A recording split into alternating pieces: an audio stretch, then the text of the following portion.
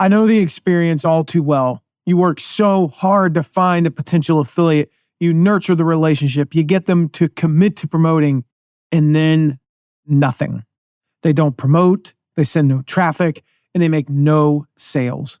So what do? How do you activate those inactive affiliates? And in fact, how do you turn them into superstar promoters? Well, this episode will show you how. Welcome to the Affiliate Guy podcast. If you want to grow your income, serve your tribe, and enjoy all the benefits of affiliate marketing and having your own affiliates, you're in the right place. Thanks for joining me today. Let's get started. So I got this email from a guy. He said he has over 1,000 affiliates in his affiliate program, right? Got a really good product. The offer converts pretty well. Good start. He's off to a great start. But he said only 42 of them have ever made a sale. 42. Just less than 4% of the affiliates have ever made a sale. I'm like, yikes. Like, we've had programs where we only had like 15%. Maybe it's a first promotion. Maybe we're only a couple months in. We might be down around the 13, 12% range. But 4%, that's not good. So his question, of course, was how do I activate these inactive affiliates? And I mean, even at 15%, 20%, 25%, like we've been in the past, or even north of that, that's still a lot of inactive affiliates. A lot of people that we worked hard to get and we didn't activate. No matter how awesome your affiliate program is, if you have more than a few dozen affiliates, you're going to have some that become inactive. You can have the best commissions, the best conversions, the best offer, the best affiliate manager, all that stuff. But some of them just fall off the earth. So today I want to share the reasons why this happens. It's important to understand why, and then what to do about it. The question ultimately has two answers. It really depends on whether your program is evergreen or if you're doing a limited time launch. So if you've got an evergreen promo, it's available 24/7, 365, or kind of like I've talked about in past episodes, you've got what we call a hybrid evergreen where it's available pretty much all year, but it's typically in cycles. Like you do a promo every 3 to 5 weeks, something like that. So it's not a launch and it's not evergreen. So it depends if it's evergreen or if you're doing a limited time launch. But first, why did they become inactive in the first place? I'm going to talk about that first. Then I'm going to talk about why you need to activate them. I'm going to share some of the results of some campaigns we've run. And lastly, how to activate them and leverage their power. The title of this podcast, at least as I'm recording this, we sometimes change those, is how to turn inactive affiliates into your best partners. Into your best partners. This isn't just about how to activate them, but how to turn them into your best partners. So first of all, why are they inactive? I talked about this in my New Year's resolution episode, and people wanted more. I talked about why are some affiliates inactive. Affiliates are just automatically promoting you. They need a gentle reminder to get active. In other words, you need to take action to get them to take action. The whole thing throughout this whole episode you'll hear is that activating affiliates requires intentional activity, intentionality. You can't just cross your fingers and hope it happens. So why would an affiliate become inactive? I got 5 reasons for you. I'm not going to go deep into these because I covered them in that episode. If you're looking, go back and listen to the New Year's resolutions episode. But I talked about, number 1, they signed up on a whim. They saw somebody else promoting. They're like, oh, that's good. Or maybe you're on a network and they're just like, oh, I'm looking for programs in that niche. And then they realize, oh, this is not good for my audience. Like, I don't know how to promote this. I don't have time to promote this. There's not much you can do. If somebody mistakenly signed up, just remove them and move on. If they were like, no, I didn't even mean to sign up. I don't want to be in your program. Okay, no big deal. The second reason is they're promoting a competitor. Now, again, I dove into this and I talked about what to do in this situation. The key here is you got to understand their why. Why did they switch to a competitor?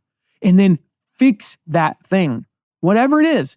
If it's commissions, try to offer a better commission. If you're not offering the right tools, offer the right tools. Give them what they need. I dove into that in that episode. If it's conversions, figure out how to improve your conversions. If it's your funnel, work on your funnel. If you're just being cheap, stop being cheap. Pay a better commission. If it's that you can't do a reciprocal promotion, then maybe reconsider that. It might be worth promoting them just to keep them. Or figure out some alternatives. I talk about these like there are so many things If you can't promote somebody directly, maybe it's not a good fit for you. You can refer people to them. Maybe you can introduce them to your affiliates. I can't promote you, but I'd love to connect you with our top couple of affiliates or maybe just some other affiliates. And that's worth it to them as well. So, number 3, they went out of business. Not much you can do about that. If they are inactive because they went out of business, I don't even count those. If they are not in business anymore, we just remove them and move on. Number 4 reason they become inactive is they get overwhelmed. They don't know how to promote. Sometimes they just don't know how to promote your product or service. Maybe they haven't done a good job of adapting to the fact that marketing has changed. Maybe they haven't figured out how to promote you on certain platforms. And maybe they're huge on Instagram. They got 500,000 Instagram followers, but they've only got an email list of 6,000. And they haven't figured out how to promote you on Instagram. Well, then help them. Help them. Your job is to help your affiliates succeed. So you need to train them. You need to get on calls with them. You need to show them how other people are doing it. Tell them to subscribe to my site. I'm being serious. We'll give them a ton of good advice. Give them promo checklists. Make sure maybe they have 500,000 on Instagram and they only have 40,000 on Facebook. Or are they not promoting on Facebook? Maybe they could get a little bit of traction there. Your job is to help your affiliates. And then the 5th reason is that they say they'll get around to it later. All right. This is probably not true. They're never going to get around to it. So you've got to give them a nudge. Often all it takes to activate an inactive affiliate is just to remind them that you exist. They're never going to take action unless you give them a nudge. So we're going to talk about the how in a little while. I'm going to share specific stuff that you can send. But the idea here is come up with a reason, incentivize them. They're going to get around to it later. Well, how do you make later today? How do you make later next week or the week after? Second part here is, why do you need to activate affiliates? A lot of people well, duh, it's obvious why I need to activate affiliates. I'll have more active affiliates. But I know a lot of people who don't do it on purpose. They just assume the effort is not worth it. They think that if someone signs up and doesn't promote, it must just be this person's just crazy. They change their mind. They're not a good fit. Maybe they're just lazy. Maybe they're just a spy. They're from the competition. Now, that's the case with maybe 5 to 10% of them. Most of the time, it's just because they got busy. They signed up on January 17th, and then on January 20th, they had a life event happen. And I just went through this myself. In our family, as I'm recording this, I mentioned in the last episode, I was coming off COVID. What I didn't mention was we had a daughter with 3 broken toes, a son who got sick. I had COVID. My wife was in the hospital and then had surgery for kidney stones. And we had the before that and the after that, all while I was dealing with COVID. Those things happen. Oh, and our brakes went out in our car, which it makes no sense because they had another 18,000 miles, relatively new car. And then the brakes just we're going to stop working. So we had to go get those fixed. All these things are happening. Sometimes that happens. They got busy. They got sick. In other words, life got in the way and they need that gentle reminder. So to say that you shouldn't activate them because, they shouldn't need that, that's ridiculous. When I came back, I had podcast episodes to record, a team to lead who'd been missing me for a couple of weeks. I'm not thinking about your affiliate program. No offense, it is just not high on my priority list. So for basically the 2 weeks that was going on in my life and the 2 weeks after, I don't give a crap about your affiliate program. So then a couple weeks later, you're hey, you reach out to me, you get me fired up again. That's all it takes. All it takes is just that gentle reminder sometimes. All right. So before I show you the who and the how and the when and the what and all that of an activation effort, let me share some of the results that we've seen. We did this with Shutterfly and Tiny Prints a few years ago. So when I took over the Shutterfly, Tiny Prints is one of their brands, program in 2013, we had more than 15,000 inactive affiliates. 15,000 inactive affiliates. Now, I mentioned before, we grew that program from roughly about 16 million. A couple years later, we were over 200 million, then over 300 million. And it started with this activation campaign. We did a little push, lasted less than a week. We were able to activate nearly 1,400 of them. 1,400 affiliates. This was midway through the year. Just the rest of that year, those affiliates produced over 400,000 in revenue. Now, it wasn't just about that 400,000. The next year, They were well over 1 million just from those affiliates that were previously inactive. And one of the things that also did is, as we were growing this program, not only did that juice the program and get some additional revenue in, and a 6-7% growth just from that one activation campaign. I'm not even talking about all the other ones we did. But that one activation campaign got another 1,400 of them active, which produced additional affiliates.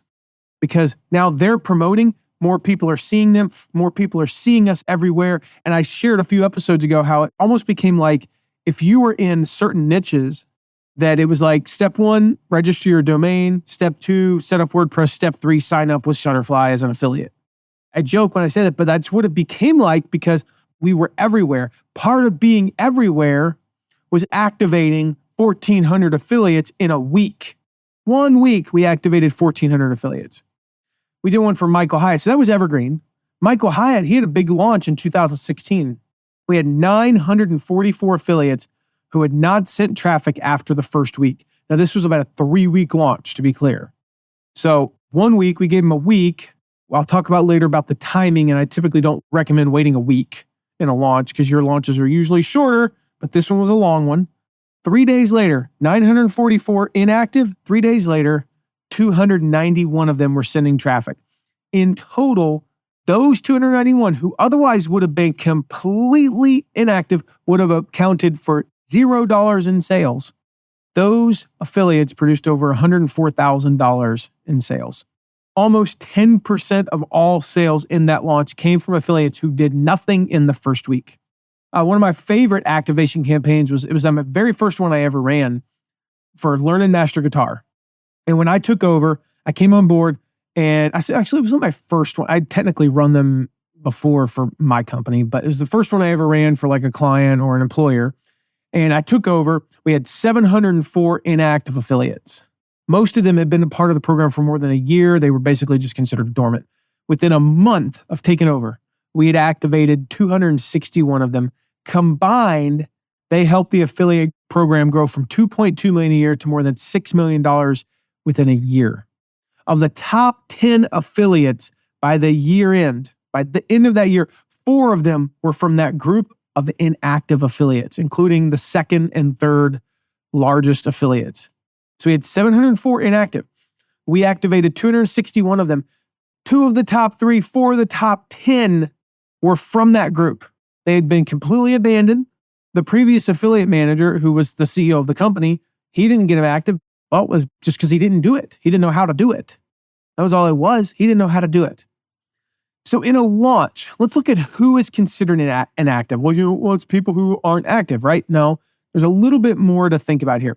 We consider an inactive affiliate to be anyone with less than 3 hits or 1 opt-in by roughly day 3. Okay, sometimes we'll do, if it's a longer campaign, depending on exactly how long it is, we might extend that as far as day 5. So why 3, why 1? Why 3 for hits and why 1 opt-in? Most people with only 1 to 3 hits or 1 opt-in, they tested their link. So I don't do 0. You can send 1 hit and I'll still consider you inactive. You can send 1 opt-in, 1 lead, I will still consider you inactive. So the reason we do that is because that was probably a test. And so I'll show you in a little bit when we reach out to them. Now, sometimes we'll raise that 3 number to 5 or 7. There's no perfect number. I just figure most people aren't testing their link more than 3 times. And so that's why we do that. And so depending upon the system you use, you just run a traffic report. It'll show you exactly who is inactive. I know with some reports, what we have to do is we have our master list of affiliates. So we've got our, let's say, 300 affiliates, right? And then we've got the list of their traffic. And we basically have to run it against Excel. And we take the ones that have 0 hits through 3 hits, and we dedupe it, and then it takes like 5 minutes. It's not that complicated. So that's who's inactive in a launch. Inactive in an Evergreen program, there's really 2 types of inactives. We got your inactives and your inactive inactives. So your inactive inactives are, they've never sent traffic, or again, 3, 5 hits or less, maybe 1 or 2 leads, 0 sales. Like that is an inactive inactive. The second version of inactive, sometimes we call them stagnant affiliates or dormant affiliates. There's somebody who overall, they may have any number of hits and leads and possibly even sales. They could have done $100,000 in 2021. And now in 2023, they're completely inactive. They haven't sent a sale in 2 years. They haven't sent any traffic in 18 months. And so we'll look at those as well. So typically we'll run it for some period of time, depending upon the program. It could be anywhere from as little as 3 months to as much as a year. And we'll look at those periods of time for being inactive. So it's not just the total. Now, if you're on some funky system, and there are some out there where like you don't have access to reports by period of time, one of the things I recommend doing, and that I'm not going to mention Kajabi here, but I'm just kidding. Their reporting is terrible. There is no thing that says like, show me how many hits or leads or sales this person has in a period of time. It's total. Everything is total. So what we do when we have one client that's on Kajabi is we basically go in and grab the stats every month. So now we can compare, let's just say this affiliate on January 1st had 200 hits, 50 opt-ins, and 10 sales. And then in March, they have 300 hits, 75 opt-ins, and 15 sales. They're active. Now, if we get to June and they still have, whatever I said, 375 and 15, now they're inactive. They've been inactive for 90 plus days. We need to do something to activate them. So that's the who. Now, when do we reach out to inactive affiliates? Well, typically with Evergreen, we're going to reach out roughly every quarter. We want to do this in a way where we're not kind of doing it willy-nilly and one-off. If we do it every quarter, sometimes every 2 months, then we're able to just hit a lot of people at once and really get into a rhythm. It's with an Evergreen program. So you might do it every month. Depending upon the number of affiliates you have, if it's a small number, 50 to 100, you can do it every month. In a launch, typically launches last about an average of 15 days now. They used to be a little bit longer, but now they're about 15 days. We will reach out the day after the second day of pre-launch content. So if it's a PLF, product launch formula style launch, where you've got like maybe 3 days of a workshop or 3 videos, and then a webinar, and that takes you through about day 10 or 11, and then you have 5-6 days of open cart. We will reach out the day after the second piece of content. So the day after the second workshop. So they've had time to promote the first one and a little bit of time to promote the second one, but not so much time that if we get them active that day or the next day, they don't have time to promote the second piece of content. Now, for some reason, the calendar is a little funky and the second piece is, or there's just kind of weird timing. We time that roughly around day 3 to day 5. So typically that second piece of content will drop maybe on the 3rd day. We'll reach out on the 4th day. So they've had basically no hits, no traffic. Again, 3 and 1, 3 hits and 1 opt-in, but that's basically nothing. So we balance that out. Then we'll reach out again. This thing, we don't just reach out once. We reach out again the day after the 3rd piece of content. You still haven't sent any traffic, basically. And again, we'll talk about the messaging in a moment. We'll reach out then, and then we reach out usually the day after open cart as well. This allows us to reach out 3 times, which is kind of a good balance between getting results and getting on their nerves. And so we reach out at different points and try to get them active. Now, if the promotion, you can use your judgment there. If the promotion you're running is different, if it's a 5-day challenge, then we're looking at, you want to get people registered before the challenge. So let's just say starting about 7 to 10 days before, we'll reach out. Let's say we start the promo 7 days before the challenge or summit or whatever, or the workshop even, where there's time before the challenge to promote. We will reach out after about 3 days. Usually we'll do it mid to late afternoon on the 3rd day. You've now had 2.5 days to get active and you're not. We want to reach out. And then we'll reach out again, usually the morning of the 6th day. And then usually the day that the afternoon that the challenge starts, like, hey, it's not too late to join. It's not too late to join. Come join us. Stuff like that. So again, 2, possibly 3 times if you can. And don't worry about the being annoying part. Kind of like I said, it's a balance. Don't worry about being annoying. They can't send you less traffic than they're already sending you. Like, you can't send us less traffic than your 0 traffic, basically. So what if you get on their nerves? Who cares? But we do want to balance, we don't want to be like every day, like, why are you active? Why are you active? That kind of stuff. So how do you reach out to inactive affiliates? The answer is very simple.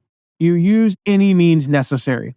email, text, DMs, Voxer, Skype, phone, smoke signals, carrier pigeons, like whatever you can think of, you use. Now, we typically use email. It's the easiest one, especially if you got a huge affiliate program. I mentioned before, 900 or 15,000. I can send 900 emails in 10 seconds using Gmass or something like that. So we'll use that usually for that first one. And then I'll take a look at it for the second one, and I'll reach out and maybe identify, let's say 20 or 30 or 40 that we have other contact information for. We're friends on Facebook. I'll DM them, that kind of thing. The key over time, you got to learn their preferred method of communication. So if they prefer text, use text. If they like chatting on Skype, you can do so much more with a 30-second Skype message than you can send in 15 emails. That's why we keep tabs on everyone's preferred methods of communication. We always keep that on hand. And I know for me, like there are just people I know if I DM them, I'll hear back from them in 2 hours. If I email them, it could be days. I'm the same way. You text me, I'll respond pretty quickly. I can't stand seeing, that's the only thing I see. I don't have email. I don't put email on my phone. And I check email about once a day. Typically, I check it 4 times a week. I'll put it that way. I usually miss a day. And I don't get very many emails to me because most of them are handled by my assistant. So because of that, it could take 36, 48 hours for me to respond to an email. Now, our clients, we have a different way of communicating. My team, we communicate using Slack. But my friends and people that I know very well text me. They don't email me. So if you text me, I can't stand seeing that I have I've got one right now. I got texted about 10 minutes ago. It's driving me nuts. It's like an OCD thing, right? I'm like, about ready to click on pause the recording and go answer this text. I don't even know what it's about. It could be spam for all I know. But I have to respond to that text. Email, I'm like, I'll get around to it whenever. So keep tabs on those preferred methods of communication. All right, so that's the how. What do we send to these inactive affiliates? Now, I'm going to share one of the most effective emails I have ever used to activate affiliates, all right? With a larger program, like I mentioned, 95% of your communication is going to be via email. So we're going to focus on that, get you some ideas just to get you started. This was an email I first used about 8 years ago during Jeff Goins' Tribe Writers affiliate launch.